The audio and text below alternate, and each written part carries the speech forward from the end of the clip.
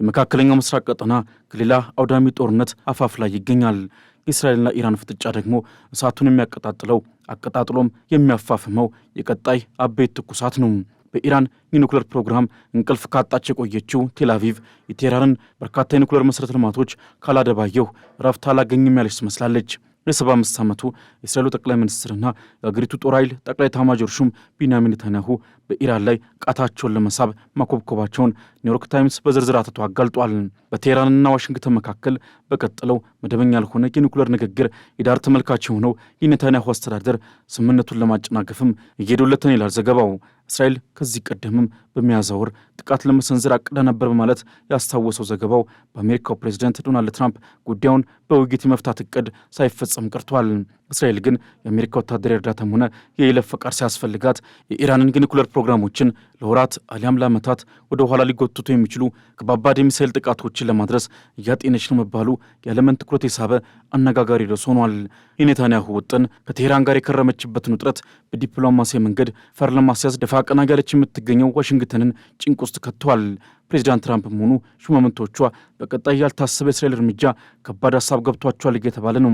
የኔታንያሁ አስተዳደር ግን እስራኤል በኢራን ላይ ዱብዳ የሆነ ከባድ ጥቃት ልትፈጽም አድብታ አሳቻ ሰዓት እየጠባበቀች ነው የሚለው የኒውዮርክ ታይምስ ዘገባ የተሳሳተ ዜና ነው ሲል ማጣጣሉን ሮይተርስ በዘገባው አስፍሯል። ነገር ግን እስራኤል በቴህራንና ዋሽንግተን መካከል እየተደረገ ባለው የኒውክሌር ውይይት ደስተኛ ለመሆኗን ሁሉም ተንታኞች የሚስማሙበት ጉዳይ ሆኗል። ውይይቱ እስራኤልን አለማካተቱና እስራኤል በኢራን ጉዳይ ውይይት የሚለው ሀሳብ ከጠረጴዛው ላይ እንዲፋቅ አጥብቃ መሻቷ ለዚህ ዋነኛ ጠቃሽ ምክንያት ነው።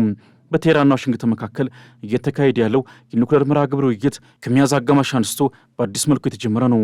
እስካሁን የተካሄዱት 4 ዙር ድርድሮች ያለ ስምምነት ተጠናቀዋል።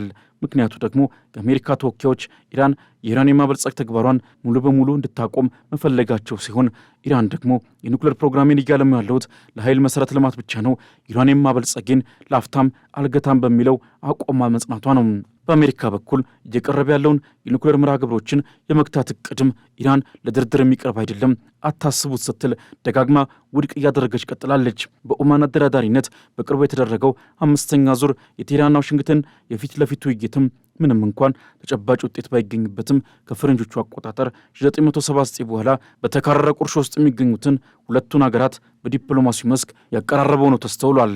ይሁንና በዶናልድ ትራምፕ የበለጠ መሻሻሎች የታየበት ነው ተብሎ የተወደሰው የአሜሪካና የኢራን የኒውክሌር ውይይት እስራኤልና ከፍተኛ ሹማምንቶቿን ክፉኛ ረዷል። ለዚህም ይመስላል በአሜሪካና ኢራን መካከል ውጤታማ የዲፕሎማሲ ስምምነት ቢደረስም እንኳን ኔታንያሁ ጥቃቱ እንዲፈጸም ሊያዙ ይችላሉ ሲሉ የእስራኤል ባለሥልጣናት ለአሜሪካቻቸው መናገራቸውን ኒውዮርክ ታይምስ አዲስ ባወጣው መረጃ የዘገበው። የእስራኤልን ጥቃት አይቀር የሚያደርገው ሌላው ምክንያት ደግሞ እስራኤል ውይይቱ ጥቅሜን ያስጠብቅልኛል ብላ አለማሰቧ መሆኑን ዘገባው አመላክቷል። እስራኤል የዶናልድ ትራምፕ አስተዳደር በፈረንጆቹ አቆጣጠር በ2015 በቀድሞው የባራክ ኦባማ አስተዳደር ከተደረሰው የኒውክሌር ስምምነት በተለየ መልኩና የአሜሪካንን ፍላጎት ብቻ ባስጠበቀ መልኩ በስምምነቱ ኢራን ኒውክሌር እንድታበለጽግ ሊፈቅድ ይችላል የሚል ጠንካራ ስጋት አድሮባታል። የእስራኤል ጦር ተደቅኖብኛል ያለውን ይህንን ከባድ ስጋት ለመቀልበስም መፍትሄ አድርጎ ያስቀመጠው በኢራን ላይ ጥቃት መሰንዘር መሆኑን ከእስራኤል ባለሥልጣናት ደርሼበታል ያለው የኒውዮርክ ታይምስ ዘገባ ከመቼውም ጊዜ በላይ ለእስራኤል ጥቃት ጊዜው አሁን ይበልጥ ምቹ መሆኑን ያትታል። ከኢራን ጋር የአክሲስ ኦፍ ሬዚስታንስ ጥምረትን በመፍጠር ለእስራኤል ከባድ የጥርስ ህመም ሆነው የከረሙት ሐማስና ሂዝቦላ በእስራኤል ከፍተኛ ድብደባ ከዚህ ቀደም የነበራቸውን ትልቅ አቅም ማጣታቸው ለእስራኤል ልብ እንደሰጠ እየተነገረ ነው።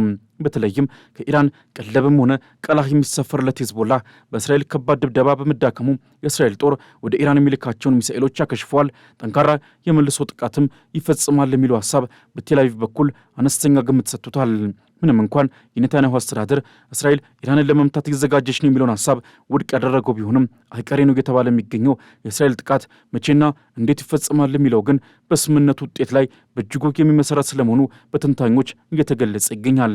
እስራኤል በኢራን የኒውክሌር ፕሮግራም ላይ ጥቃት ልትፈጽም እንደምትችል ስትገልጽ ከተሰማ ቆየት ብሏል። ጥቃቱ በመጠናቀቅ ላይ እንደሚገኝ የሚነገርለትን የኢራን የኒውክሌር ፕሮግራም ለሳምንታት አሊያም ለወራት ወደ ኋላ ሊጎተው እንደሚችል ነበር በየጊዜው የሚነገረው። እስራኤል በኢራን ላይ በየትኛውም ሰዓት ጥቃት ለመፈጸም መዘጋጀቷ በአሜሪካ በኩል ግን አልተወደደላትም። የአሜሪካው ፕሬዚደንት ዶናልድ ትራምፕም እስራኤልን ምንም አይነት ጥቃት በኢራን ላይ እንዳትፈጽምና ስምምነቱን እንዳታጨናግፍ ኔታንያሁ በስልክ ማስጠንቀቃቸውንም መገናኛ ብዙሃን እየዘገቡ ነው።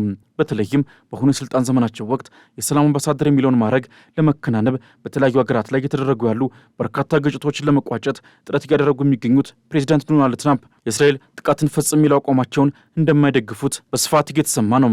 ከኔታንያሁ ጋር ጥብቅ ወዳጅ የነበሩት ትራምፕ በሁለተኛው የስልጣን ዘመናቸው ከአሜሪካ ውጭ የመጀመሪያውን ዓለም አቀፍ ጉብኝት ባደረጉበት ወቅትም ወደ መካከለኛው ምስራቅ ሲያቀኑ በጉብኝታቸው ወቅት እጎበኛቸዋለሁ ካላቸው የቀጠናው ሀገራት መካከል እስራኤል አለመገኘቷ ለመሪዎቹ ግንኙነት መሻከር ሌላው አመላካሽ ነጥብ ሆኗል። ለዚህም የሚነሳው አንዱ ምክንያት እስራኤል የኢራን የኒኩሌር መሰረተ ልማቶችን ለመምታትና የኒኩሌር ፕሮግራሞችን ለማዳከም የያዘችው ጠንካራ ዕቅድ በጉዳዩ ላይ የተለሳለሰ አቋም እያራመዱ ካሉት ትራምፕ ጋር በተቃራኒ ዋልታ መቀመጣቸው ነው።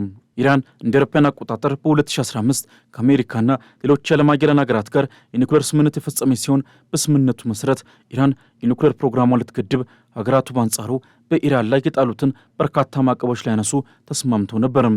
ይሁን እንጂ የአሁኑ የአሜሪካው ፕሬዚደንት ዶናልድ ትራምፕ በመጀመሪያው የስልጣን ዘመናቸው እንደ አውሮፓውያን አቆጣጠር በ2015 አሜሪካ በይፋ ከስምምነቱ እንድትወጣ መወሰናቸው ይታወቃል።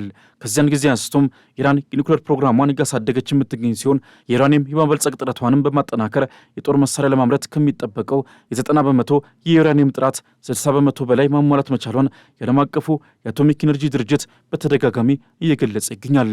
በቀድሞ ስምምነት መሰረት ኢራን 3.6 በመቶ የዩራኒየም ጥራትና 300 ኪሎ ግራም የዩራኒየም ክምችት የተፈቀደላት ሲሆን እንደ ዓለም አቀፉ የአቶሚክ ኢነርጂ ድርጅት የቅርብ ሪፖርት መሰረት የዩራኒየም ጥራቷን 60 በመቶ እንዲሁም ክምችቷን ደግሞ 8294 ኪሎ ግራም አድርሳለች። ዩራኒየም የማበለጸገው ለሰላማዊ የኢነርጂ ልማት ነው የምትለው ኢራን ለዚህ ደግሞ ፍትሐዊ ያልሆኑ የአያላን ሀገራት በጎ ፈቃድ አያስፈልገኝም ባይነች።